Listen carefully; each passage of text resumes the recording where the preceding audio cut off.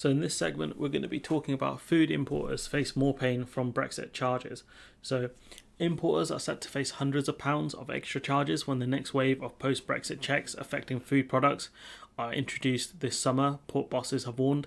Industry leaders are braced for bigger disruptions in July when physical inspections on certain products are introduced, with costly charges expected to be passed on to consumers already feeling the pinch because all of these checks come at a cost. You have to pay the vet to look at these things, and that comes with a fee.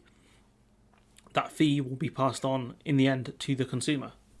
From July, animal and plant products such as food being imported from the EU will need export health certificates and could be stopped for costly inspections by border authorities.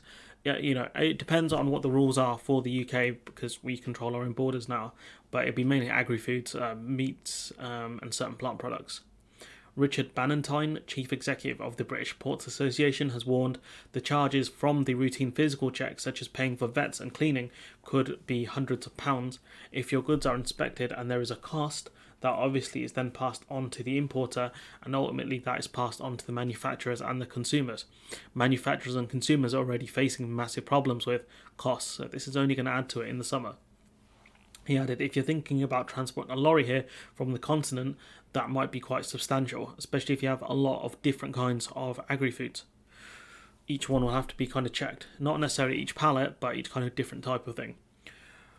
With the new customs controls causing only minor problems, that's not really true. Trade has been fairly low. The Tory government took a massive victory lap over this. The rollout of the latest rules has largely been smooth, but you have issues where people have had their stuff stuck at the border for like 4 days, which is not very smooth, is it? Honestly. Very smooth by Tory standards, but trade is going to ramp up. And once July hits, it's going to get way worse. However, the changes on July 1st are expected to be more disruptive, potentially leading to higher costs for consumers and firms rethinking supply. James Sibley, head of international affairs at the Federation for Small Business, said, the changes that we saw on New Year's Day carry administrative burdens. What's coming in July is another level. What we have now is mainly paperwork. What's going to happen in July, as he says, are physical inspections of products of animal origin at border inspection posts, which could be very disruptive, time-consuming. For each minute you add on to a lorry, it causes a huge delay with the rest of them. We're already seeing kind of 8-hour delays and things like that. Kieran, the van driver, has been very prolific on Twitter, posting pictures of, the massive tailbacks and things like that. And this is, in the time of year where it's fairly quiet. It's a bit quiet. I've got hiccups, great. You will have physical inspections of products of animal origins at border inspection posts, which we don't actually have enough of, which is another problem, which could be very disruptive. Then also with your suppliers, you're relying on them to provide these export health certificates, which if they don't, basically the system doesn't work. And no doubt in July, we're going to face problems where lorry drivers may not have the right paperwork because they weren't given it by the exporter, which will mean they'll have to turn back, or the goods may be destroyed, or there's lots of things that could happen here. You could imagine if you're exporting goods to the UK, right? Say you're exporting a load of chicken, okay, and you're exporting it with other people, right? One person's paperwork may not be correct and the whole thing could get turned back. And you've got to think that the UK is going to be very reliant on that food as well for consumers to eat, which is going to, if that chicken gets sent back, the whole thing gets sent back.